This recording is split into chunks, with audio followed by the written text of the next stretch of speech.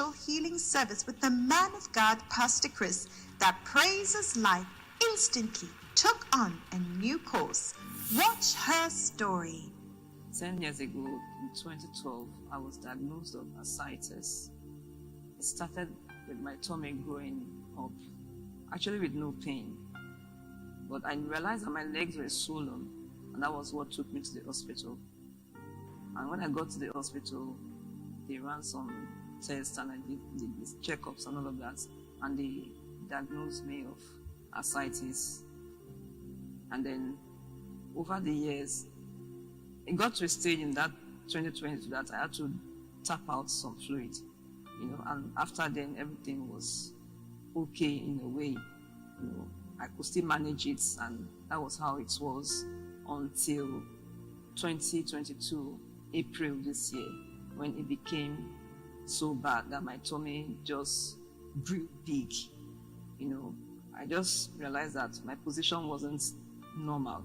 I had to go to the doctor to check what's going on this time around. So they asked me to do some tests. I did, and they said that it was a spontaneous peritonitis bacteria that the fluid has caused.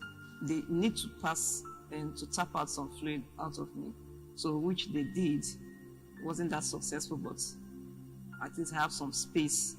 And then I did that, and after then, the fluid built up, and I was told to run another test. The result came out that it was ascites. My condition grew worse. I couldn't move well, I couldn't sleep, I could not do anything at that time. I was full of pain. I couldn't eat. Whatever I eat, I chew up. I couldn't use the restroom. I had to stop work because there's no way I could do that. I couldn't go out. And I had to use a wheelchair because I just couldn't stand on my own. I was emotionally broken at that period. And I don't know, it wasn't a pleasant moment until I heard about the healing streams. I registered and I participated. On the day of the healing streams with Pastor Chris, I was so excited.